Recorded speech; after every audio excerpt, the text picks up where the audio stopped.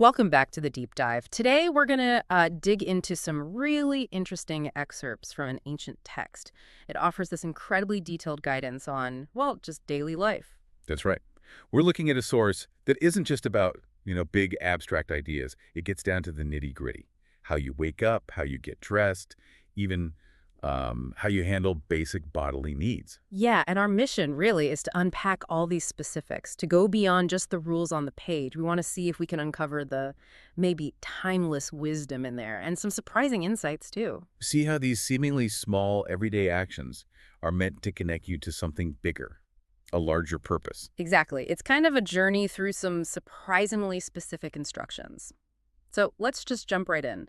The text kicks things off with this really powerful image. It says you should embody characteristics like a leopard, an eagle, a deer, and a lion, but specifically in serving the creator. Right. It's not just about, acting like an animal randomly. It's about channeling specific qualities for a spiritual reason. So what does that actually mean in practice? How does that translate? Well, the text breaks it down. Being like a leopard. That means having a certain brazenness, not being ashamed or put off if people scoff at you when you're doing what's right. Okay. Standing firm? What about the eagle and the deer? There's swiftness. It points to acting quickly, doing GD's will without, hesitating or procrastinating, getting it done. And the lion? Strength. Yes, but it's inner strength. Yeah. The strength to overcome your own inclinations. Your yetzer, as the text calls it. The internal battle. Yeah. Overcoming things like laziness or just not wanting to make the effort. Precisely. It's about conquering yourself first. And the text immediately links this whole idea, especially the swiftness and strength, to studying Torah, particularly at night. It does. There's a real emphasis on night study. Why is that? What's special about studying at night? The text suggests something profound, that the divine presence, the Shekinah, is somehow more accessible or present for those who dedicate their night hours to Torah. It mentions specific times like midnight, Chatzot, or the morning watch, Ashmeret, as being particularly potent. But really, the underlying idea is that any Torah study at night carries this special quality. It draws you closer. So, waking up early before dawn, that ties right back into the lion metaphor, doesn't it? Overcoming that basic desire for sleep to do something more elevated.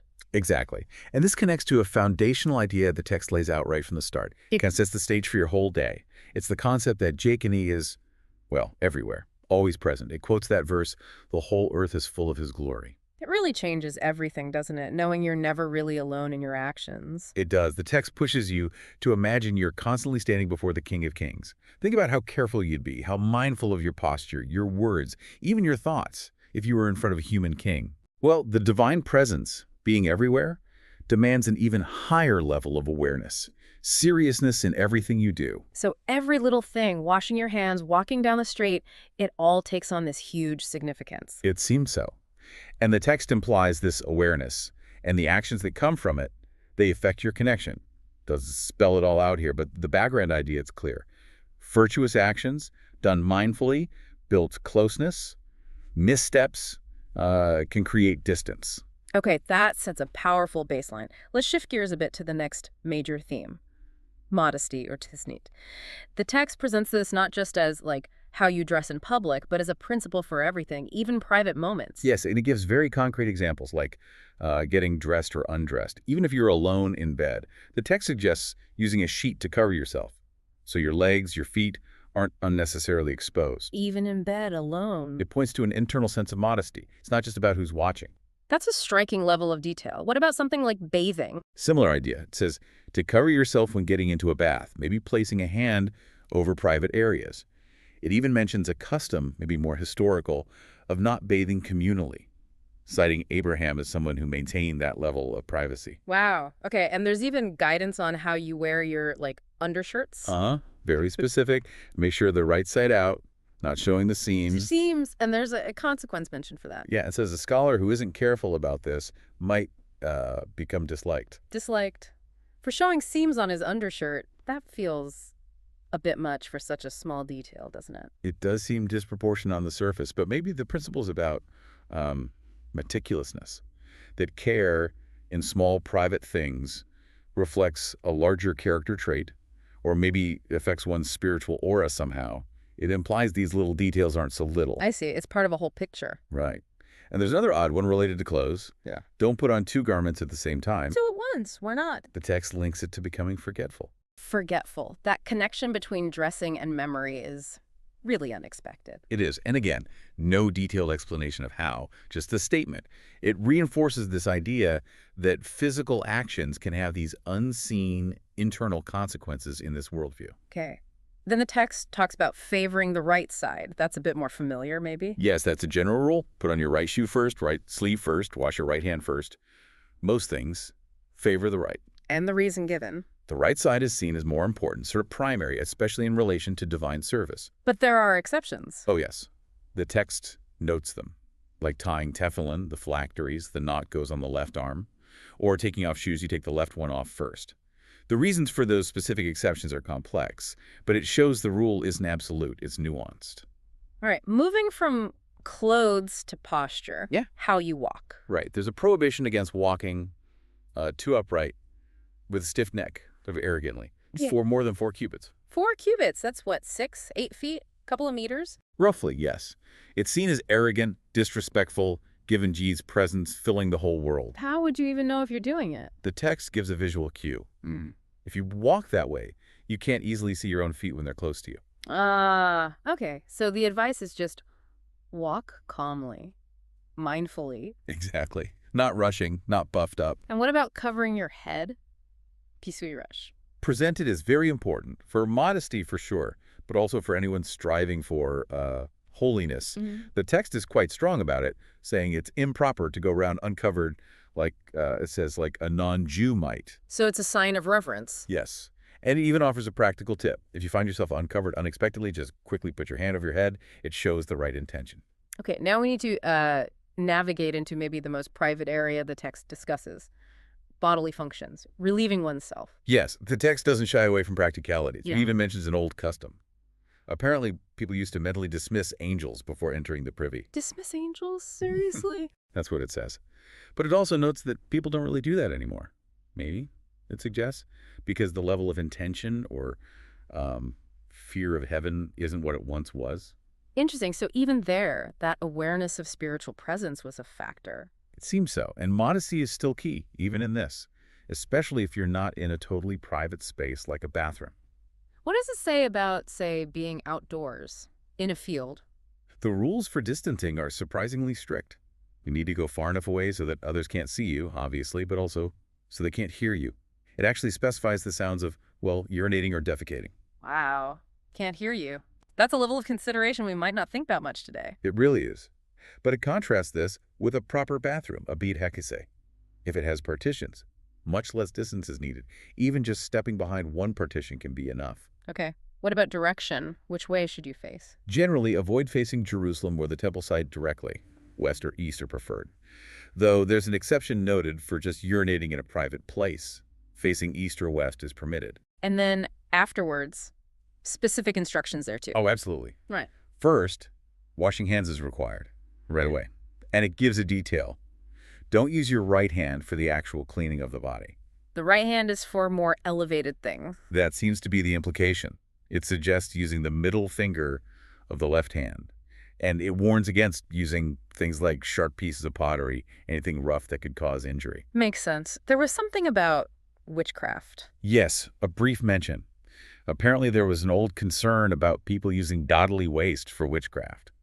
But the text says, look, that's not really a concern these days. Don't worry about it. Okay. It also says not to use a stone for cleaning that someone else has already used. Right. So modesty applies day and night for this too. And there's a really strong warning about delaying, isn't there? If you need to go. Very strong. It's actually forbidden. The text quotes a verse. Do not make yourselves abominable. So it's a prohibition. Yes. And it connects delaying to a serious consequence, potentially being considered barren. Maybe not literally infertile, but perhaps spiritually unproductive, kind of inner stagnation. It's framed very seriously. So take care of necessities promptly and then wash. And wash properly afterwards, yes. Though if water is truly impossible to get, it says cleaning with other things is allowed. Okay, let's move on to a really key morning ritual that follows waking up. The morning hand washing. Netilat Yadayim. Yes, this is presented as absolutely crucial, a first step. The basic requirement is washing your hands with a specific amount of water, a rivulet or quarterlog. Which is about how much? Roughly 3, maybe 4 ounces, around 100, 120 milliliters. Yeah. And it has to be poured from a vessel. Not just under a tap. Not for this specific ritual washing, no, from a vessel. And the text gives, what, 2 main reasons for doing this? That's right. 2 layers of meaning. First, when you wake up, it's like you're a new creation. So this washing is a kind of purification, similar to how the priest prepared for service in the temple. A fresh start. Okay, that makes sense. Purification for the new day. What's the other reason? The main reason given, really, is about removing something called ruach ra. Ruach ra. An evil spirit. Or a negative energy. Something like that. A spiritual impurity that is said to rest on your hands during sleep. It's connected to the idea that your soul partially withdraws when you sleep. So this isn't about dirt. It's purely spiritual cleansing. Exactly. Even if your hands were perfectly clean, physically, when you went to bed, this ruach ra is there upon waking. And a method. Just pouring water. Pouring water from a vessel onto the hands. The text mentions doing it 3 times. Now, common practice today often involves alternating hands, but the source text focuses on the act of pouring 3 times from a vessel to get rid of this impurity. Got it. And then you say a blessing. Yes. After the washing is done, you recite the blessing, Al Nedalat Yadaim. What if you wake up and there's just no water around immediately? Right. If water for the ritual wash isn't available, the guidance is to clean your hands as best you can with something else, cloth, dirt, whatever. And in that case, you would say the Asher Yatzar blessing, the one for bodily functions we mentioned. Because you've prepared your body, even if not ritually purified the hands? Kind of. But you don't say Al Nedalat Yadayim. That blessing is specifically for the water from a vessel washing. Kale.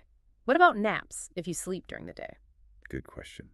The text suggests it's good practice to wash 3 times from a vessel even after a daytime nap, if it was longer than, say, 60 breaths. Because a less intense form of that ruach ra can apparently rest on the hands even from daytime sleep. Interesting nuance. There's also an anecdote about King David related to sleep and waking. Yes, a little story. It says King David would only doze very lightly, like a horse, until midnight. Apparently the idea was to avoid the deep sleep state before midnight, which was somehow likened to tasting death. And then, when he rose at midnight, he would strengthen himself like a lion, connecting back to that first principle again, ready for prayer and study. That's quite an image. Are there any other daily washings mentioned briefly? Yes, it touches on washing the mouth in the morning and also a daily wash of the face and feet. But interestingly, it frames even that as being for the honor of the Creator, again, elevating a simple hygiene act. We've talked a lot about the what and how, the physical actions, but the text also really stresses the why, the inner part, intention, Kevin. Absolutely. Intention is presented as vital, especially when you're saying blessings. It's not just reading words off a page. You need to have the right focus, the right understanding, particularly when you pronounce Jeed's name. And then the text actually gives specific intentions for the names. It does, which is quite helpful. For the main 4-letter name, YHVH, the intention should be Master of All, a Don Hokal. And for the name Elikim, the intention is mighty and strong, the one who has power over everything, both spiritual and physical realms. So saying the name becomes an act of acknowledging God's specific attributes. Exactly. It adds depth. What about the structure of blessings? How they start? The text points out that most blessings start with Baruch, blessed. But it highlights an exception. If a blessing comes immediately after another one, with no interruption, the second one might not start with Baruch. It gives the example of Ahava Rabbah following Yatzar Or in the morning prayers. Okay. And it also notes that Asher Yatzar, the bathroom blessing, is another one that doesn't start with Baruch.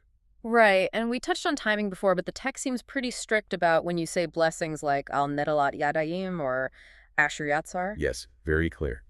They must be said after the action is complete, after the washing, after leaving the bathroom. It actually criticizes stopping in the middle of saying something else, like prayers or Psalm, Silicon, or Tehillim, just to say one of these blessings immediately. So finish what you're doing first. Right. Then say the appropriate blessing. Patience and order. What about prayers said in a group, where one person leads? The text explains that too. When one person says a blessing out loud for others and they respond, Amen, it requires mutual intention. The leader has to intend, I'm saying this to fulfill the obligation for everyone listening. Right. And the listeners, when they say Amen, need to intend, yes, I accept this blessing. It counts for me too. It's a two-way street. Makes sense. Finally, there were some really specific rules about blessings connected to sleep, especially if you wake up at night but want to go back to sleep. Yes, this gets quite detailed. Let's break it down. If you wake up in the middle of the night and you plan to sleep more, Okay? you should say the words of the blessing, Elokai Neshama, which thanks GD for returning the soul. But, and this is the key part, you say the main text without the concluding blessing formula, the part that starts Baruch. So say the core idea, but not the formal ending. Got it. What if you wake up again later that same night? Okay, so if you wake up a second time or third, then you say the full Elokai Neshama, including the opening words and the concluding Baruch blessing. So the full blessing is said only upon the final or second onwards waking of the night. That seems to be the idea presented here. But, importantly, you wouldn't repeat Al Nedalat Yadayim or Asher Yatzar just because you woke up again, unless, you actually needed the bathroom again or something specific happened. Right. One final piece. The blessing before you go to sleep in the first place. Baruch Hamopil, the blessing for sleep. Similar principle as the first waking. You say the main text of the blessing, asking for peaceful sleep, but without the opening Baruch and without the concluding Baruch part. So again, the core sentiment without the full formal blessing structure at that initial point. Wow, we have really covered a lot of ground today.